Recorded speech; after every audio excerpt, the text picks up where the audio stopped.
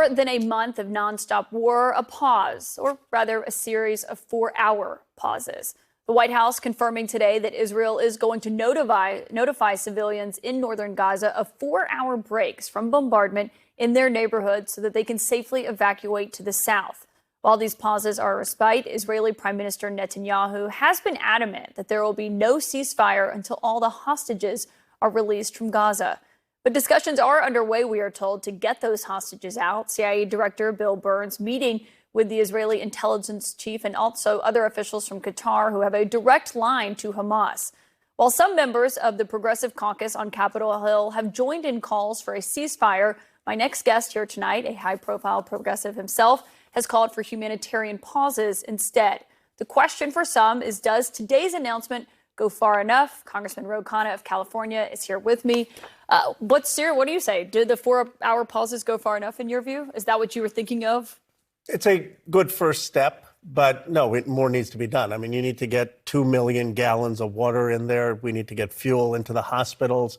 And while Hamas is using Palestinian civilians as human shields, I have said that they should not be bombing civilian sites, civilian dense sites, hospitals. Israel should not. Israel should not. I mean, I don't think they're intentionally targeting civilians. But are they doing enough to not hit civilians in your view?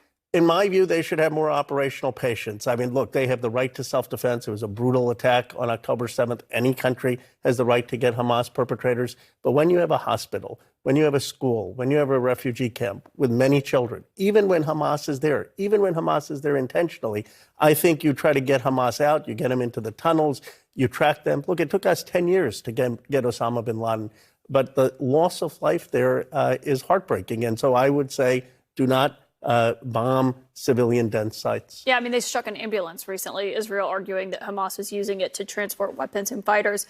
President Biden said today that he was frustrated that this is not happening soon enough, that he's been pushing Prime Minister Netanyahu for a 3-day pause or more. He has a lot of influence on what the prime minister does. He's kind of bear hugged him. He's been one of his biggest supporters since this war broke out. Do you think he could influence him to do more?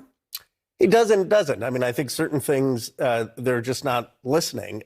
My sense is that he has asked for the humanitarian pause. He wants the pause to be longer. I think the United States government has had candid conversations about doing more to minimize civilian casualties. And the president is making progress. And I do think that the White House has really stepped up in talking about Palestinian lives and making sure that they're protected. Your political director just resigned recently because you are not calling for a ceasefire. Would you ever call for a ceasefire? Do you ever see yourself doing that? I wouldn't rule it out. I mean, at some point, the war has to end. But the reason I didn't call for a ceasefire is that when you have the brutal murder of 1,400 civilians and people have committed that terrorist attack, if you just say, OK, let's have a ceasefire, then you're basically saying there was no consequence to doing that. So I think there has to be more operational patience, precision, surgical operations in getting the Hamas terrorists that were accountable. And once we do that, I also think there needs to be a peace process with equality for Palestinian rights. What is your thinking on this been? I mean, have you ever been close to calling for a ceasefire? Because this is really dividing your party, but especially progressives. It's dividing the country. I mean, look, there was a sit-in in my district office today. I've never seen this kind of mobilization since the Iraq War. I mean, there are people out on the street and they're upset with what they're seeing on television. They're upset with what they saw with the Israelis who were killed. They're upset with the hostages, and they're upset with the Palestinian children who are being killed. It's an emotional issue. For me, I said, let's get the water, humanitarian aid. I'm calling 20 members of Congress, and the UN WR commissioner is having a meeting with us on Monday, so we're going to hear directly on the ground what's happening.